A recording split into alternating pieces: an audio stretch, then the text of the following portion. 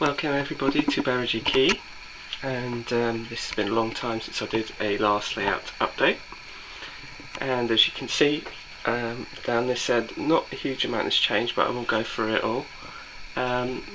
Basically I haven't been able to do very much of late, but I have done a fair amount with what limited resources I can do. So as before, the station is up here. The platform has changed, as it is the same platform as before, except before I had a split in the middle and it was in two pieces.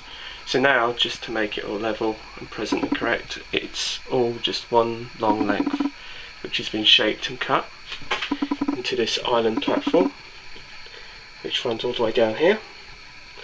I've now since built a retaining wall to go alongside the maxing.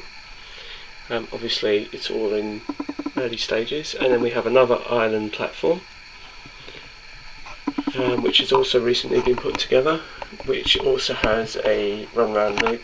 So if we get to the end of this platform over here, we can run round and join back of it if we want to go back in that direction which we just come from.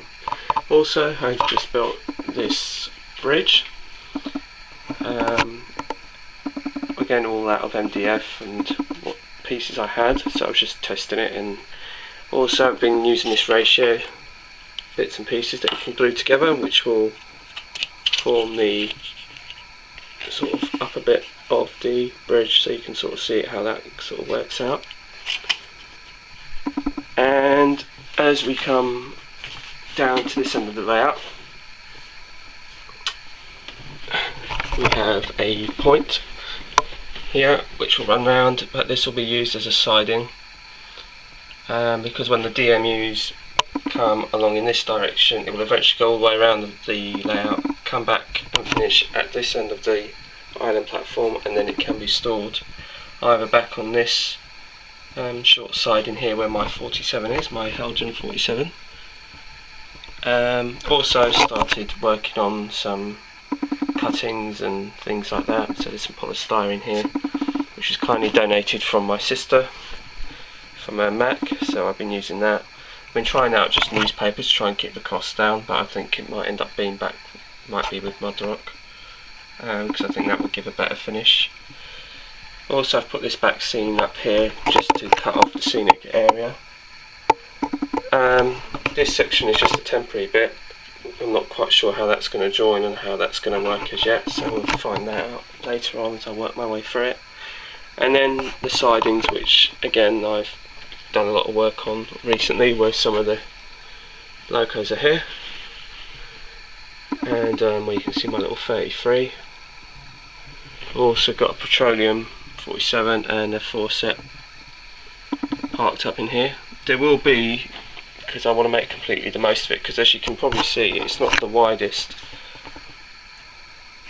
of shelf units, so I'm thinking that we're going to have another point that will come out, a curved point that will come out of here, and then that will sort of give the added length, so we can make use out of this section of wood here at the back here to maybe have another 3 lines or so.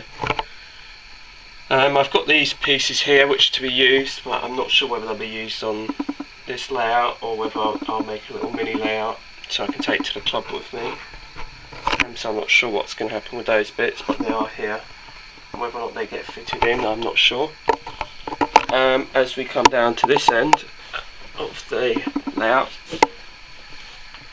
so I think I've shown you once before, this is where my other 33, my civil engineers grey 33 is parked up, and my petroleum 47. Now this one isn't actually the Bachmann one, this is a Helgen one, and one of the reasons why I wanted a Helgen one is because I think I like the way the Helgens run. They're very smooth and they're heavy and they can pull good weight. But the thing is, it's also because it's different to the Bachmann, because there's lots of Bachmann 47s around, and I have a fair number of them myself. In fact, I probably have, I think it's about 7 or 8 47s in my fleet, which are a mixture of Helgens and Bachmanns. That particular 47 petroleum is a 47 from Helgen, Just behind that, as you can see, is the other end of the faucet.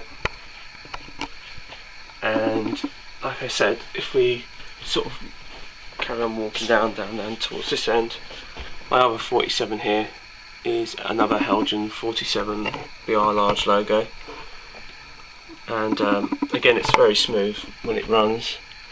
The only thing about Helgens is to do the lighting that I'm not overly necessarily keen on, just because of the fact that, like the Batmans, at least they've got the tail lights and the headlights, whereas the Helgen, it tends to be just the yellow. Now here at this end, excuse me, it used to be a double line, and it may very well go back to a double line, but it will go behind here to form a loop, which will then come back out and back onto the layout. In case you don't know, this is actually a studio flat, so I haven't got a huge amount of room to play with. So the whole point of the loop is that it's going to be a removable portable loop, and it will come out, if I show you where all the mess is. It's basically behind here, where you can see, just if I just move the drill out of the way, you can see a track coming out of there. Now the whole point is the loop will actually come all the way along here, where the door is, and it will swing all the way back round and then end up going back, feeding back out to where it's just come from. Now that bit will be removable, and there's a Hornby, I think it was from one of the Hornby magazines, there was an article in there about a turbo banjo, and I don't know if you've heard of it or seen it, but that's what I'm planning on making. A lot of my inspiration, I have to say, and in fact, if I give you a brief look at this article, this is how it's going to come. If I just show it to you from a distance, you can see it more and better. And basically, that's what I'm aiming for. And this is actually telling you how to build one, and how to make it removable, which is what I'm planning on doing, because it is a studio flat. I can't have it totally up all the time. So that's what I do. And also, just to show you, this has actually come from a Hornby magazine, but what I've done is I don't know if you can see, but I've laminated it. And this is what I tend to do with a lot of my layouts, with a lot of the Hornby magazines, that I buy. It's all this inspiration that I have, is rather than waste the magazines, I'll take the pages out that are relevant, and I will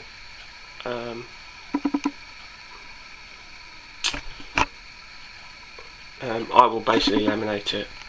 So I'm going to put another memory card in, and then I'll show you some trains running, just so you can see it actually working. So bye for now. And welcome back, and as promised, here's just my faucet just running along, just to test it. And that's all I'm doing at the moment, is just testing the track to see whether or not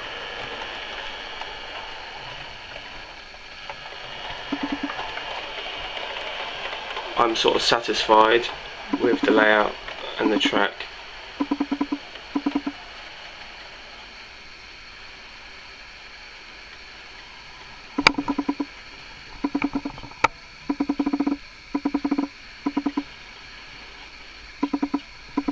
So that's that one, and I'll bring out another one, which is another 33 of mine, so bear with me a minute. As you can see, my 33 is just coming around now.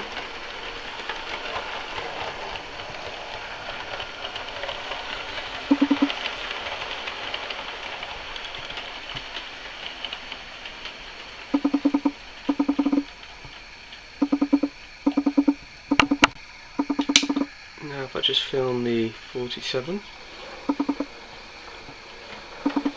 now we'll just go and hook onto the back of the two coaches. Oh, sorry, the four coaches, I should say. My apologies for the camera work. I'm just trying to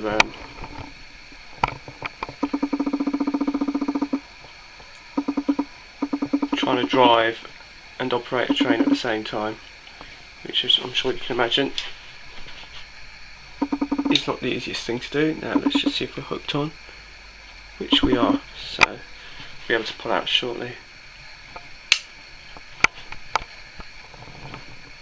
So there you go. I mean, the wiring I should say, is only very basic at the minute, because I'm trying to work out all the track formation and whether or not I'm happy with it. So at the moment, stuff like I've just isolated it, and it's simply, there's no switch, it's just these two wires at the minute that's connecting the track. So we'll send this 47 back out from this angle so you can see before we go, and all the points are individual at the moment. That's the other thing I should say around this 8, because I haven't been able to wire anything yet. So I just wanted to make sure all the point work was done and I was happy with it all before I start buying points and things like that. As you can see, my 47 is just leaving.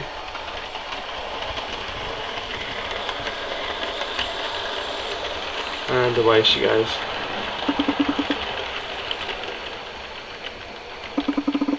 Hopefully I'll be up with an update soon. So until then, bye for now.